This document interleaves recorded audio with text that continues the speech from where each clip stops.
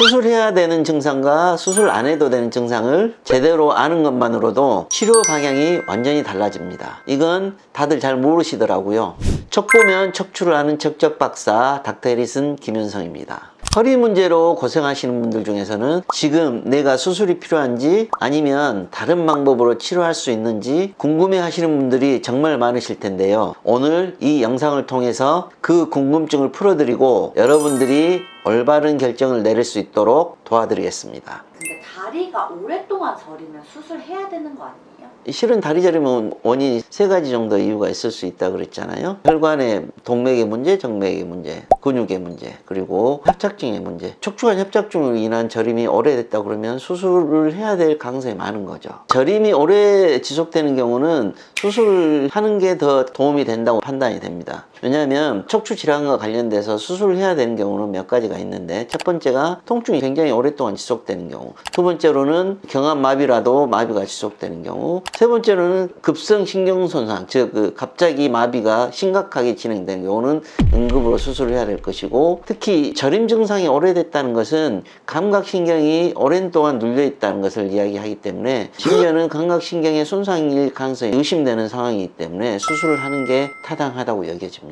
수술을 안 해도 되는 경우에는 어떤 게 있어요? 척추 수술과 관련돼서 수술과 비수술을 결정하는데 크게 2가지 인자로 보시면 돼요. 첫 번째가 신경 손상의 문제, 두 번째가 통증의 문제예요. 근데 통증이 견딜 수 있는 통증인데 신경 손상이 없다, 그러면은 수술을 응급으로 할 이유가 없는 거죠. 근데 신경 손상이 의심되는데 통증이 심하지 않다, 그런 경우에는 오히려 반대로 수술을 해야 될 수 있는 상황인 거예요. 우리 일반적으로 보면 많이 아프니까 수술합니다 라고 이야기 하잖아요. 근데 외과 의사 입장으로 보면은 신경손상과 관련된 마비가 진행될 것인가 아닌가에 대해서 더욱 집중해서 수술 결정을 하게 되는 겁니다. 신경이 상했을 때 통증이 없다고 방치하면 나중에 더 심각해질 것 같아요. 그거 굉장히 위험한 이야기예요. 아까도 말씀드렸지만 감각이 떨어지는 거하고 감각이 없는 것은 완전히 달라요. 예를 들어서 여기를 만졌는데 감각이 무디고 먹먹하고 그런 것은 감각이 떨어지는 거예요. 근데 여기를 만졌는데 어디 만지는지 잘 모르겠다, 그것은 응급인 거예요. 감각이 없는 거예요. 감각이 죽은 거예요. 감각이 죽었다는 이야기는 아까 얘기했지만 운동신경도 죽을 가능성이 굉장히 많다는 거기 때문에 굉장히 위험한 시그널일 수도 있습니다. 그럼 원장님 말씀 들어보니까 수술 여부는 되게 다양하게 결정되는 것 같은데, 그건 단순히 학술적인 것뿐만이 아니고 우리나라 보험 시스템이나 아니면 보험 기준 등과 관련된 문제들도 많아요. 환자분들이 또 하나 알아야 될 게, 의학은 몇 가지로 세분돼서 발전되게 되는데, 첫 번째는 정설의학이 있고 두 번째는 발전의학이 있어요. 우리가 일반적으로 대학에서 치료받는 것은 정설의학이에요. 보험의 기준도 다 정설의학의 기준이에요. 근데 실은 그것은 정설의학을 만들기 위해서는 최소한 20년, 30년의 기간이 걸리잖아요. 그 이야기는 20년 전, 30년 전 치료를 받고 있다는 이야기가 되는 거예요. 발전의학은 어떻게 보면은 학문적으로 아직 정립이 안 돼 있기 때문에 학회의 지탄을 받을 가능성도 많고 보험의 기준에 적용이 안 될 가능성도 많아요.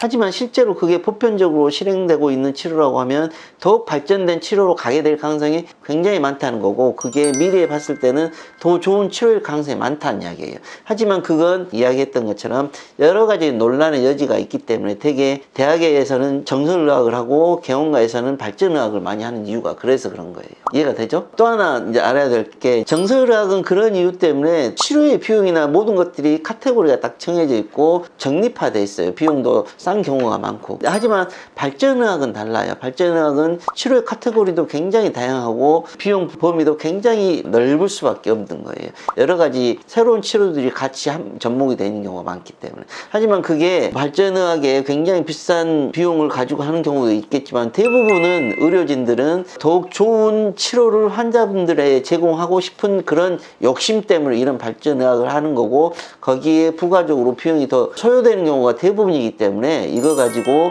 너무 왜곡된 시선을 볼 필요는 없다는 거예요. 오늘은 수술이 필요한 증상과 그렇지 않은 증상에 대해서 말씀드렸습니다. 모든 허리 문제나 척추 문제에 수술이 꼭 필요한 것은 아닙니다. 중요한 것은 정확한 진단과 적절한 치료 방법, 그리고 이를 통해서 최고의 회복을 얻는 것입니다. 궁금한 점이 있으시다면 댓글로 남겨주시고 구독과 좋아요 눌러주세요. 이상 척 보면 척추를 아는 척척 박사 닥터 해리슨 김현성입니다.